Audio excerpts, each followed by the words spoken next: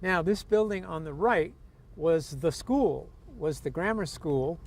And the story is, I've talked to somebody who went there.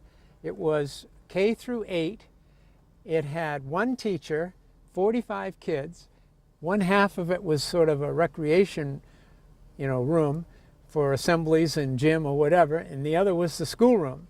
And they had wood and coal stoves in each half. And so the older kids were responsible for stoking the fire at night and getting over here in the morning and getting the fires going again. Yep. So that was the schoolhouse. And now we're up to Church Street. There was Redstone Street, Greenstone Street, named for the color of the granite. And there was a little chapel right here on the corner. So this was called Church Street. And that was a non-denominational little chapel. And I guess the Protestants had services here weekly, and the Catholics went somewhere in town, is what I was told. So this was the main street that went up to the office. We're going to have to park here and start walking. This is some of the latest events. Now that the town has permission to maintain this and make it, improve on it, the state still owns it, but we are now funding things like this, signs and protection, and setting up signage and so on through the Conservation Commission. So this is now the Redstone Quarry Historic Site and Recreation Area. Because Mr. Schiavi owned the land here, and he sold some land for a communication tower to be put up. So he took down that gate and put a new gate up here, but that invited people to just come in here, and they were in here stealing scrap metal, taking all kinds of big stuff with blow torches and so on. So we finally have put a stop to that, but we have lost some very interesting and big items like a blacksmith's forge and so on. We're now looking at what's left of the new office. In 1893, there's a beautiful photograph in on the website with these very dapper gentlemen in their fedoras. And 1893, things must have been going well because there were a lot of new photographs. And this right here was the main railroad entrance into the quarries. It came off the Ogdensburg, Portland to Ogdensburg Railroad, which later became the main central. And this was the main rail line, came right in here, right by the office. And right up here on the right was the community well. And I think that was just fairly recently capped. And unfortunately, the old office was a rental, and it caught fire and burned about 10 or 15 years ago. That's the old well that's been capped. And you can zero in on this sign on this tree here. As I said, there were being a lot of vandalism here, and this was put up by a good neighbor saying, "Attention, they're stealing our history. If you notice anything unusual, I'll let the police know." And that's, in fact, that has really helped. But we also have put up some fences and boulders and things to keep people from coming in here with trucks and blow torches and taking big items for scrap metal. A few years ago, I don't know why, but there are all kinds of old hydrants down in the village, just big old brass hydrants. We're getting close to where the gang sawmill was, and then right here on this plank, this mossy plank behind this tree, there was a huge tumbler which was stolen. We have some photographs of it, and when we get our walking tour put together here, we'll have a nice big sign here with a photograph of what used to be here. And we're going to do that for 10 or 12 sites along this. We'll have a trail in here, and I guess they're going to call it the Steve Swenson Historical Trail. So it'd be good to walk and ski and mountain bike. It's a big gang sawmill. They would bring the big blocks, 25, 30-ton blocks, down from the quarry, and they would go in there on a rail, and then they would have a huge crib with very crude blades in it that would rock back and forth across, and they used BB shot and water for an abrasive, and they would run those gang sawmills 24 hours a day to cut the big saw blocks into dimensions that they could then take in the stone shed and shape for dimensions for building. So this was a very important junction here. This was a two-way rail system. One went up, one car went up, one car came down. So it was very critical to have a counterweight. If you bring in a 30-ton block of granite down, you've got to have some serious counterweight on the upgoing car, right? And there are stories of a runaway, downhill car. And the carpenter's shop, we'll see that on the way out. That's down here. And then we're going to walk in here to where the big old stone shed was. These are the big old guy wires that, that held up the derricks. In other words, each mast had anywhere from 6 to 10 guy wires. How they got the first one up, I don't know. It's kind of like, how did they build the pyramids?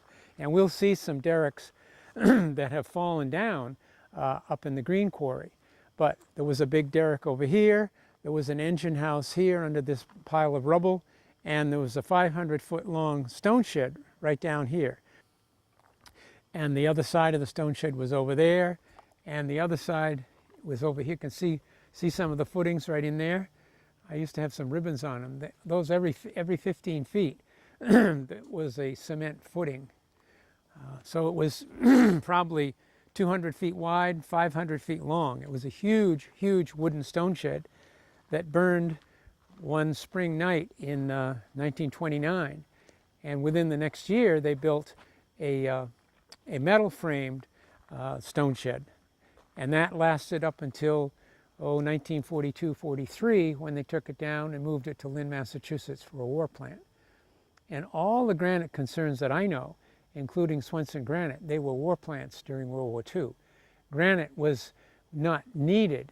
It was a luxury. So again, granite concerns, they had the overhead cranes and the floor space and so on. We wove Liberty ship nets to hang over the side of ships to catch torpedoes. They made shackles here in the blacksmith shop, and the women assembled those in the meeting house, in the boarding house, shipped them to Concord, and they put those shackles and things on the nets. So again, this was a war plant, Concord was a war plant, and that was the story throughout the country. Now this is where the blacksmith held forth within the stone shed. You're sort of in the northeast corner of the big stone shed.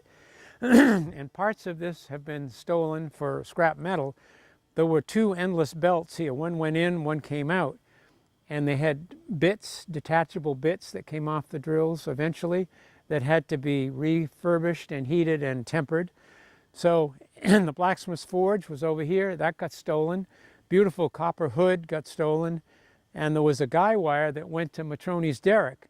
And you can see one end of it down here. If you walk through there, don't fall in the hole. So this, again, the blacksmith was a very important person. They had several blacksmiths, one or two up on the quarry, and this big one here in the stone shed. Here are some of the fire bricks that were in the blacksmith's forge. He had a great big forge right here with a beautiful copper vent on the top, which was very easily stolen. And here's part of Matroni's guy wire that was obviously cut, with a blowtorch. And this was one of 10 guy wires that went to Matroni's derrick. We'll get to see the remnants of Matrone's derrick. That was one of the biggest derricks. I think the mast might have been 90 feet tall. Well, that's what's left of that would have been the eastern wall of the stone shed. Again, they built a new one after 1929. But that's what's left at this point. Yep. But it had a railroad track that went right inside, had a railroad track that went on the outside, and another one, I think, on the other side. Because eventually they came off the northern section of the Boston and Maine and came in where we're going to go down and look at the coal-fired boilers and the air compressors. So eventually that was the main railroad entrance. They had one entrance, and it branched into 5 separate tracks once it got into the quarry area. One for shipping, one just for coal, because again they had to have coal for the boilers to generate the steam to run all the air compressors. These were the bathrooms for the workers down here. I think it's a 5-holer, but it had running water, and I think the only reason it's still here is it had a good roof on it. But my guess is that this was probably came on maybe in the 1930s. I can't believe that they had anything that fancy back in 1884 when it started out. Yeah. Go ahead. We're fast approaching the air compressors, and they had to pipe the compressed air up into the green quarry, the pink quarry, and into the stone shed. So you're going to see a lot of pipes similar to this for compressed air and for water. Right. Those were the two coal-fired boilers which generated the steam. So somebody had to shovel coal into there. I don't know what's happened to the the fronts. Hopefully they're in a museum somewhere. But there was a single track that came in here just for coal, and men had to shovel coal all day long to generate the steam to run those gigantic air compressors over there on the left. And both of these were all enclosed in a building which burned in the fire and then was rebuilt after that. One of these came in 1903 and the second one in 1905. So compressed air made a big difference, of course, in the whole procedure and the speed in which they could cut granite. You can see a couple of the vents that were on top of the boiler house and the compressor house. I think somebody stole the other one. And you can see who the manufacturers were who still make big pneumatic equipment. Chicago Pneumatic Tool. And I think if you Google that and Google air compressors, you would probably get a picture of one of these gigantic. But they're actually a combination of a steam engine and an air compressor. In other words, one of these is a steam engine. This would be the steam engine that would run this huge flywheel, and that other tank over there was the compressed air. So it's really a combination of a steam engine and an air compressor. This one, that's the same kind? Yep, yep. And I know that the locals said that you could hear this would just sort of go boom, boom, boom, all the way down in the village, because these would run all day long when they were working. What's that? Well, that'd be part of a governor. They've stolen the governor. Here's the governor over here on the steam engine. That tank, right? Well, that's probably I don't know, probably a water tank, yeah, for the steam, would be my guess. I don't know. When Schiavi owned this, he took the other column, had it cut in half, and it's in the front of the Intervale post office. And if you go around the back side of the left-hand column, you can see why. It was this big ugly seam that opened up. So it was a reject, and it was just dumped off the tracks. But there is a big column out there that's still there as a reject. And it's flat on the bottom. It was called a pilaster, and it would go up against a building rather than standing free as a column. And there, that must have been in the stone shed, because back, in the early times, they didn't realize what was happening to stonecutters, that they were getting the stonecutters' consumption, and we'd call it silicosis today. And they found out that it was not just the stone dust, it was tiny particles from the drills mixed with the stone dust that was getting into their lungs. So I know in the 40s and 50s and 60s, from then on, they had dust collectors right where they were working with their tools. It made a big difference.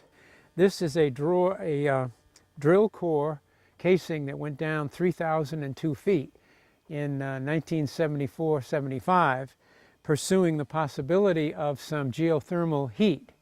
And the theory being that there's enough radon and minerals in the granite, so if you can percolate some hot water from down deep, it could generate, some serious energy. But it didn't work out. But they went down 3,002 feet and abandoned it. But somewhere in the valley, undoubtedly there is a possibility, but who wants a drill hole in their backyard? It's kind of like oil drilling.